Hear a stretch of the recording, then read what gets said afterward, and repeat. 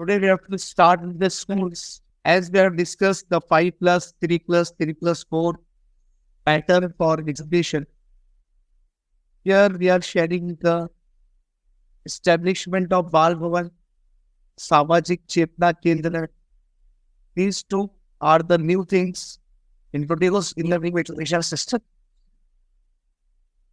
बाल भवन में ये होगा कि छोटे छोटे बच्चों को प्ले रिलेटेड एक्टिविटीज कराई जाएगी और सामाजिक चेतना केंद्र में ये होगा कि सोशल इंटेलेक्चुअल और वॉलंटरी जो एनजीओ की एक्टिविटी है वो कराई जाएगी। इसमें एक चीज ये होगी कि इंटीग्रेशन ऑफ स्कूल्स होगा, मतलब स्कूल के पेयरिंग होंगे और एक गवर्नमेंट स्कूल और एक प्राइवेट स्कूल पेयरिंग में साथ में चले और इन स्कूलों में दो तरह की प्लानिंग होगी, शॉर्ट टर्म और लॉन्ग टर्म। इसी तरीके से जैसे गवर्नमेंट स्कूल मैनेज होंगे प्राइवेट स्कूल भी मैनेज होंगे और इंफ्रास्ट्रक्चर, रिसोर्सेज, टीचर, हर चीज की शेयरिंग टीचर दोनों स्कूलों में जाके पढ़ाएंगे, गवर्नमेंट में भी और private.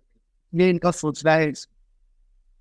Standard setting and accreditation, इसमें ये होगा कि SSSA state school standard authority एक सेटअप की जाएगी जो कि स्कूल को एस्टेब्लिश करेगी और उसका स्टैंडर्ड तय करेगी और स्कूल के बारे में जो बेसिक इंफॉर्मेशन है उसको शेयर करेगी और स्कूल की कंपलसरी वेबसाइट, और वेबसाइट पे स्कूल में कितने बच्चे हैं, कितने टीचर हैं, टीचर की क्वालिफिकेशन क्या है, मीडियम ऑफ इंस्ट्रक्शन क्या है, एक्टिविटीज है, वो सारी वेबसाइट पे शेयर हो। और एक मिनिमम प्रोफेशनल और क्वालिटी स्टैंडर्ड होगा जो हर स्कूल को फॉलो करना, और ये प्राइवेट पब्लिक पार्टनरशिप के साथ स्कूल चलेगा और इसका कॉमन मिनिमम क्राइटेरिया होगा, गवर्नमेंट क्या करेगी और जो एनजीओ जिसने स्कूल एस्टेब्लिश किया वो क्या करेगी। और इसमें एक SQAAF बनाया जाएगा, मतलब school quality assessment and accreditation framework. ये SCRT और NCRT मिलकर बनाया है।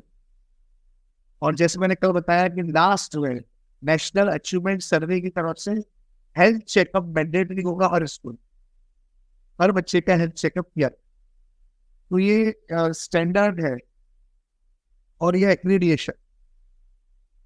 ये जो SQAAF है इसमें असेसमेंट के पैरामीटर्स तय किए जाए। अब इसमें कुछ टीचर्स के लिए भी कुछ चीजें कही गई है, लेकिन जैसे कि मैंने हामिद सर के साथ शेयर किया था, टीचर्स के लिए जो 4 साल का इंटीग्रेटेड बीएड है वो भी शुरू होने से पहले बंद कर दिया गया है। उसका सर्कुलर भी मैंने शेयर किया था। जो पिछला प्लान था वो ये था कि बीएड 3 टाइप में होगा, 1 साल का बीएड, 2 साल का बीएड और 4 साल का। इस वक्त जो बीएड 2 साल का है, लेकिन 2030 तक ये था कि बीएड 1 साल का और 2 साल का बंद कर दिया जाएगा और 4 साल का बीएड होगा, इंटीग्रेटेड बीएड, जिसे हम BA बीएड, बीकॉम बीएड या BSc बीएड कहें।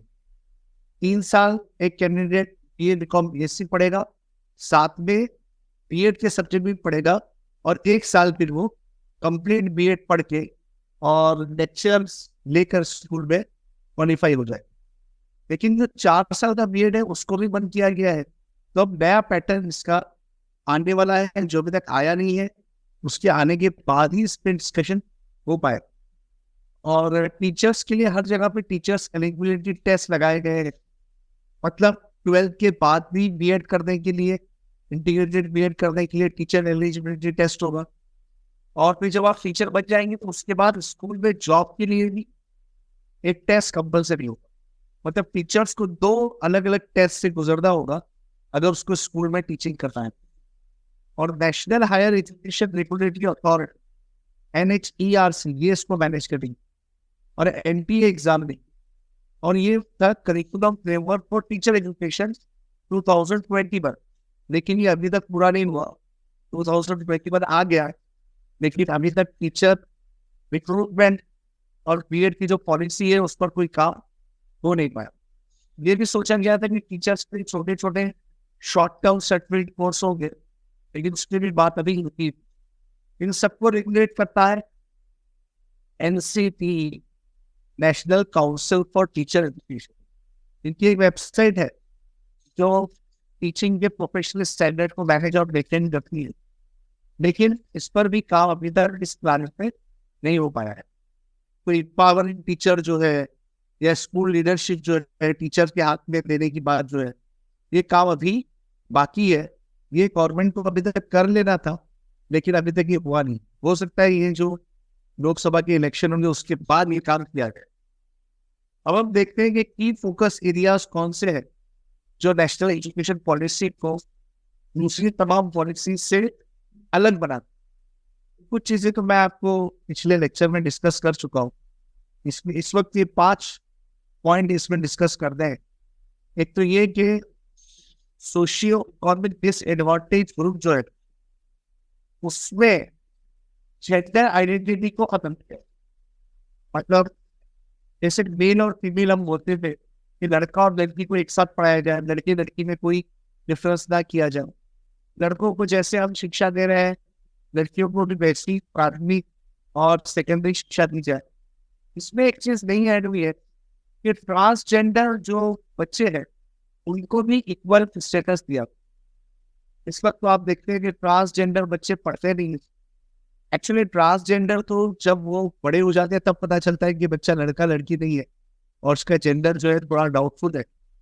लेकिन अगर ये बच्चा बचपन से आइडेंटिफाई हो जाता है तो फिर वो बच्चा स्कूल नहीं पढ़ता, फिर वो दूसरे कामों में लग जाता है।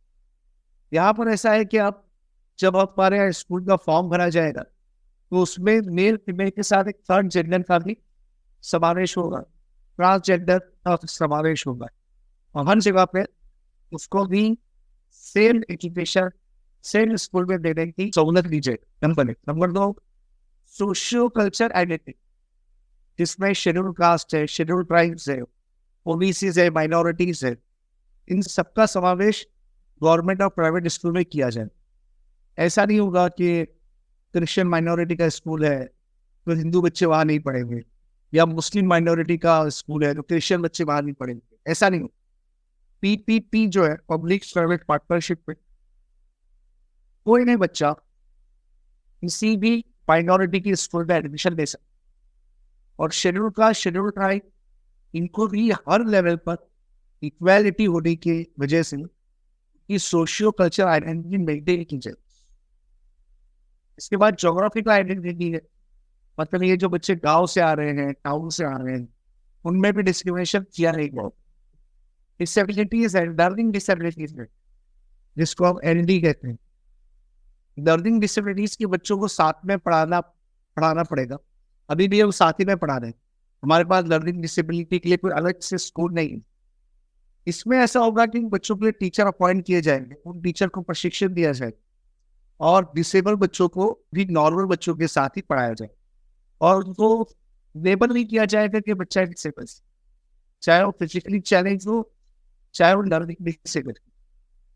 सोशियो इकोनॉमिक कंडीशन में हम देखते हैं कि कुछ बच्चे वल्नरेबल सिचुएशन से आते हैं, जिनके घर की माली हालत कमजोर होती है। रास्ते पे जो भीख मांगते हैं उनके बच्चे होते हैं, जो रास्ते पे काम करते हैं उनके बच्चे होते हैं, ऑर्फन यानी यतीम बच्चे होते हैं, उनका भी समावेश स्कूल में किया जाए।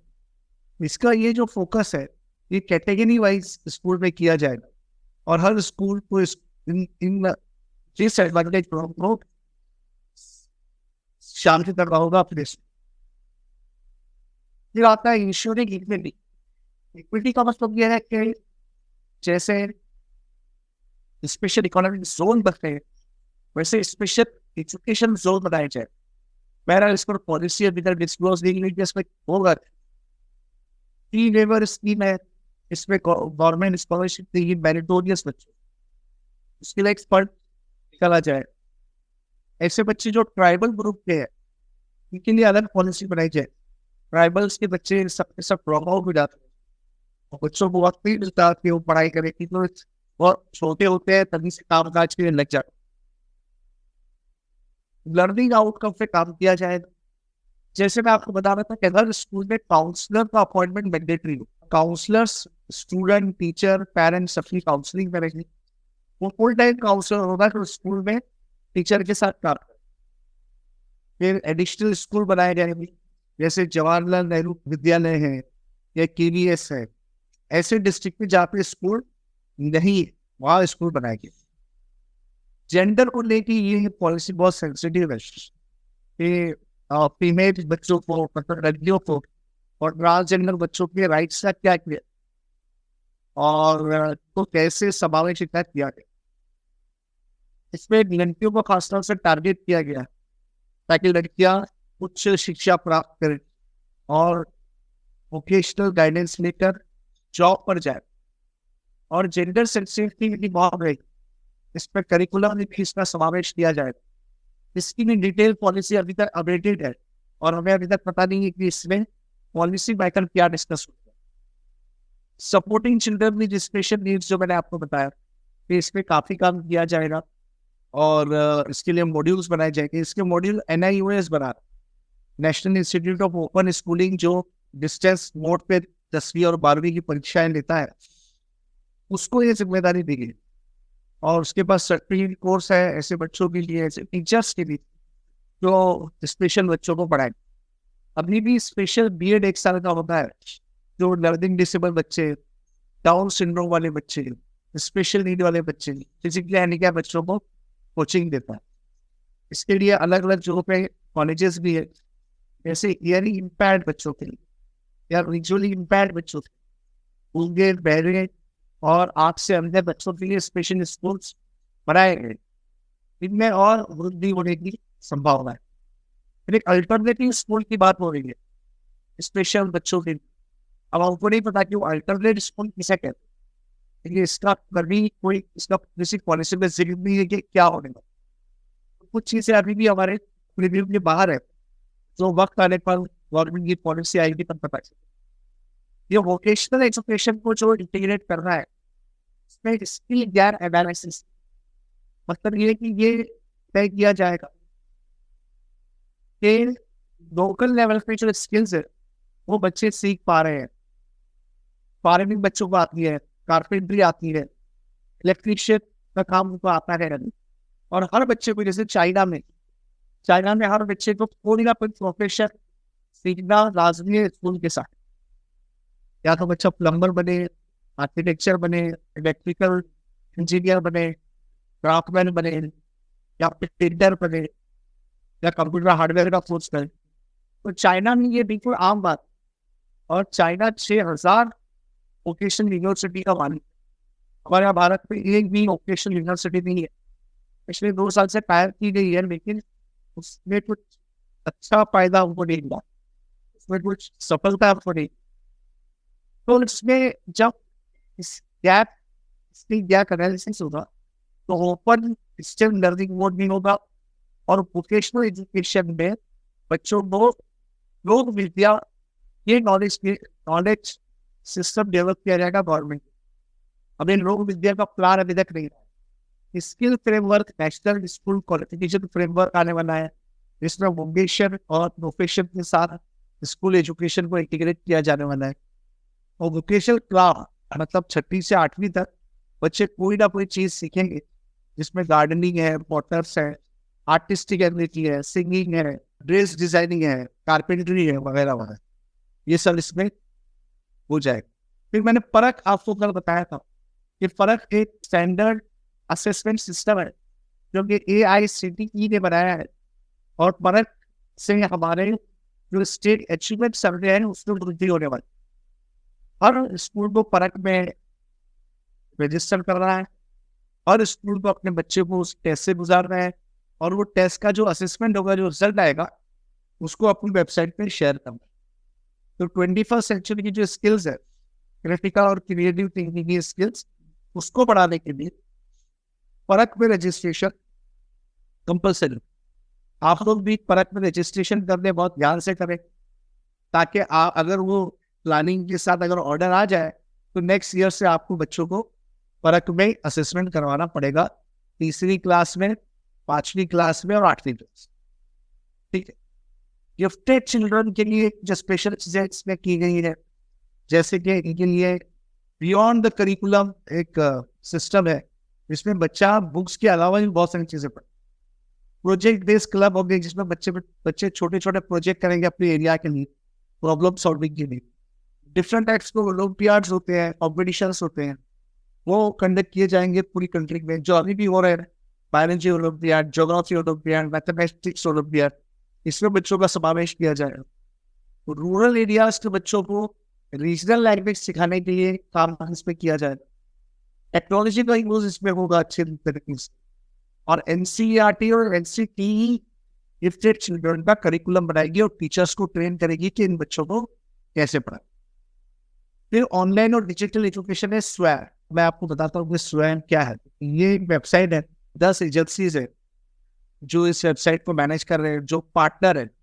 एआईसीटी है, सीईसी है, इग्नो है, आईएनबी है, एनसीईआरटी है, एनआईओएस है, एनआईटीआईआर है, एनपीटीईएल है और यूजीसी।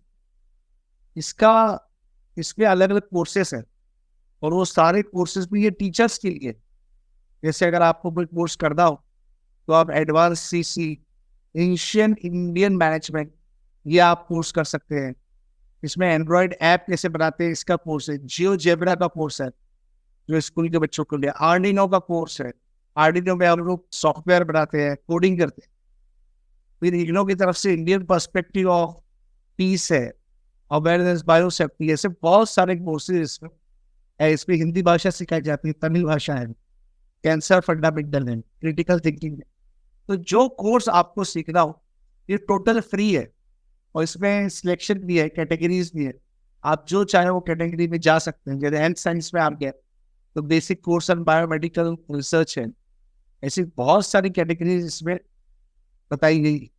इसमें क्रेडिट है और आपको ये दिखाई, ये पता चलेगा कि आप कैसे इन क्रेडिट का इस्तेमाल कर सकते हैं। बहुत अच्छी वेबसाइट है।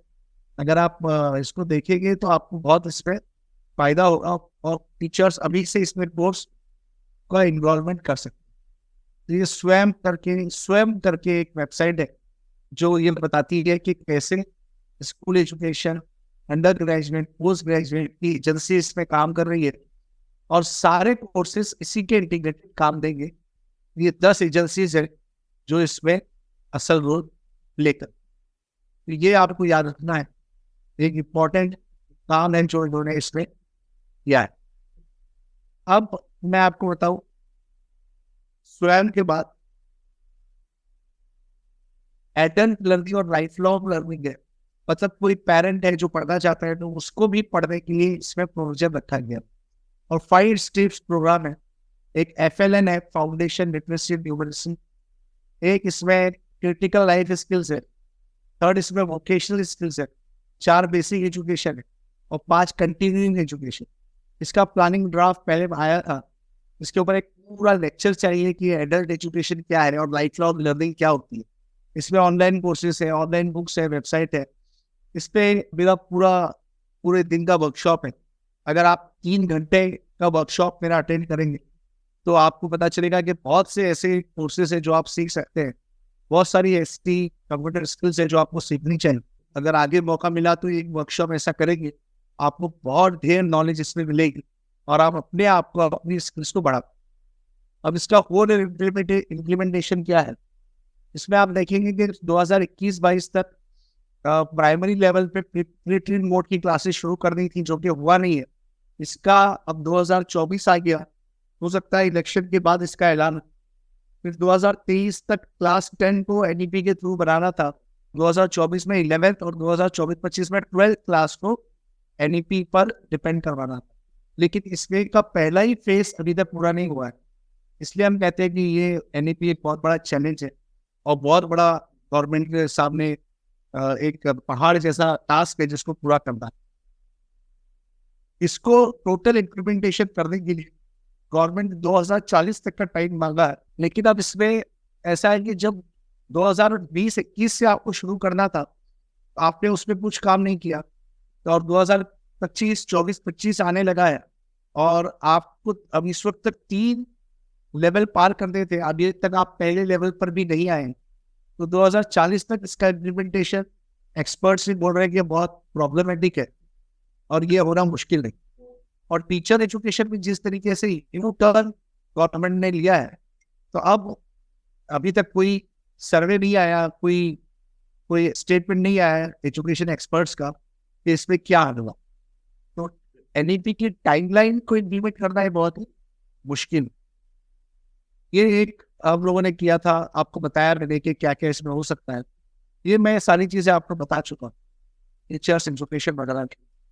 तो ये हमारा पूरा एक स्कूल था, एक पूरा ये एक 4 लेक्चर का एक पूरा पैकेज था एनईपी को लेकर। एनईपी के बहुत सारे ड्रॉबैक है जिसको डिस्कस किया गया है और जिस पर बात की गई, और न्यू एजुकेशन पॉलिसी ने कैसे कॉन्स्टिट्यूशन को वायलेट किया है, इस पर भी कई लोगों ने बात की है। तो इस पर भी अभी बात की जा सकती है, लेकिन सिर्फ मैं एक बात आपको बताता हूँ कि हमारा जो आर्टिकल 13 है और आर्टिकल 14, 15, 16 और 30 है, जो एजुकेशन की बात करता है, उसको इग्नोर किया गया है। जो सोशली और एजुकेशनली बैकवर्ड क्लासेस जो है माइनॉरिटी की, उनको अपने स्कूल बनाने की प्रशिक्षण, और कॉन्स्टिट्यूशन ये कहता है कि किसी भी माइनॉरिटी को राइट है कि वो अपना स्कूल बनाए और अपने स्कूलों को अपने हिसाब से मैनेज करे। उसमें गवर्नमेंट की कोई इंटरवेंशन उसमें नहीं होना चाहिए, ये उसमें बात है। लेकिन अब आप देखिए, आज ही गवर्नमेंट का एक डिसीजन आया है कि एमपी के मदरसा बोर्ड को गवर्नमेंट ने अनइथिकल और इलीगल करार दिया, जो कि फाउंडेशन ऑफ कॉन्स्टिट्यूशन के खिलाफ। कॉन्स्टिट्यूशन कहता है कि आप रिलीजियस नॉलेज है, आपको अपना नॉलेज अपने कास्ट कल्चर का रिलीजन का लेना है, तो आपको आज़ादी आप कर सकते। लेकिन मदरसा बोर्ड को इलीगल करके गवर्नमेंट ने साबित किया कि वो कॉन्स्टिट्यूशन को वैसे फॉलो नहीं करती जैसे करना चाहिए। तो नेशनल एजुकेशन पॉलिसी में बहुत सारे एक्सपर्ट्स ने बात कही है कि न्यू एजुकेशन पॉलिसी कितने प्रॉब्लमेटिक हो सकती है और उसमें क्या क्या प्रॉब्लम आ सकती है। इसका एक ड्राफ्ट हिंदी का भी मेरे पास है, वो भी मैं आपको भेज दूंगा और उस पर भी बात की जाएगी। तो चलिए, आज ये लेक्चर खत्म हुआ, कुछ सवाल है तो बताइए। Good morning sir. Good morning जी, बोलिए। एज ए एकेडमिक काउंसलर नहीं, एज ए टीचर आपका फीडबैक चाहिए। ये गवर्नमेंट का जो प्लान है class 9 to 12 open book exam लेने का, जो कि दिल्ली में स्टार्ट भी किया गया एज ए पायलट प्रोजेक्ट, नवंबर में इसे शायद स्टार्ट करना है। तो फिर इसमें टीचर्स का रोल क्या रह जाएगा? जब बच्चों को आपने अलाउ किया कि आप टेक्स्ट बुक लेके जाओ, आप नोटबुक लेके जाओ, तो बच्चे फिर टीचर पे क्या डिपेंडेंट रहेंगे? वो तो काम खुद से भी कर सकते। सपोज कोई क्वेश्चन है, बस उन्हें याद करना है कि कौन से पेज में कौन से चैप्टर में, तो यहाँ टीचर का रोल फिर थोड़ा सा कम हो जाता है। टीचर का जो रोल है वो फैसिलिटेटर का है। टीचर ने बच्चे को कंसेप्ट क्लियर करवा दिया। हम जो क्वेश्चन पेपर है ना, वो सिंपल नहीं है, क्वेश्चन पेपर ट्रिकी है। मतलब क्वेश्चन ऐसा फ्रेम किया गया है कि बच्चा ओपन बुक है तब भी जब तक वो समझा नहीं होगा तब तक आंसर नहीं कर पाए। मतलब अगर उसने खाली याद कर लिया है और अगर कंसेप्ट नहीं समझा है तो वो आंसर नहीं कर पाए। क्वेश्चन पेपर बहुत क्रिएटिविटी से बनाया है। Okay okay. ऐसे क्वेश्चन है कि अगर कोई बाइक से गिर गया है और उसकी एंकल की बोन टूट गई है, तो बच्चों को लिखना होगा कि एंकल की कौन कौन सी हिस्सों की बोन टूटी और उन बोन्स का नाम क्या है। तो वो टूटने वाली बोन कौन सी होगी, ये तो बच्चों को ध्यान से देखना होगा। मतलब सीबीएसई जो ट्रेडिशनल पेपर है, क्वेश्चन पेपर पैटर्न है, उसे भी चेंज करेगा। ये सीबीएसई क्वेश्चन बैंक देगा। अगर आप एनसीईआरटी वेबसाइट पे जाएंगे तो 11th में जो नीट और जेईई है उसके लिए क्वेश्चन बैंक का फॉर्मेट दिया हुआ और क्वेश्चन बैंक दिए, उसमें सारे क्वेश्चन क्रिएटिव है, कोई भी सिंपल बुक क्वेश्चन नहीं। अभी भी आप कोई जेईई का क्वेश्चन पेपर लें और बुक सामने रखे, देखकर भी आप आंसर नहीं कर पाए। इसमें हायर ऑर्डर थिंकिंग क्वेश्चन। मैं चाहता हूँ इसका चारों लेक्चर का फीडबैक टीचर्स दे और कुछ एक फॉर्म बनाया जाए और उस फॉर्म को फिलअप करके दे और फिर आप लोग मुझको भेजे, तो फिर मैं उसको देखता हूँ कि कैसा फीडबैक कैसा है, उसमें क्या इम्प्रूवमेंट चाहिए। ये भी बताइए कि इसमें और बेहतर क्या किया जा सकता सर। पर्सनली मेरा फीडबैक तो क्वाइट पॉजिटिव है और टीचर्स भी काफ़ी सेटिस्फाइड हुए। उनसे मैंने पर्सनली पूछा तो टीचर्स भी बेनिफिटेड इस सेशन से, और बहुत सारी ऐसी चीज़ें जो हम लोगों को पता नहीं था कि गवर्नमेंट की क्या क्या पॉलिसीज़ है एनईपी में, वो हम लोग को जानने को मिला सर। तो इसके लिए सर मैं आपको बिग थैंक्स कहना चाहता हूँ कि आपने अपना कीमती वक्त निकाल करके हम लोगों को दिया। और हमारे टीचर्स और सब पूरी टीम न्यू एजुकेशन पॉलिसी को अच्छे से समझ पाए। बहुत बहुत शुक्रिया भाई। Once again, sir, thank you. And on behalf of the whole team, thank you so much, sir.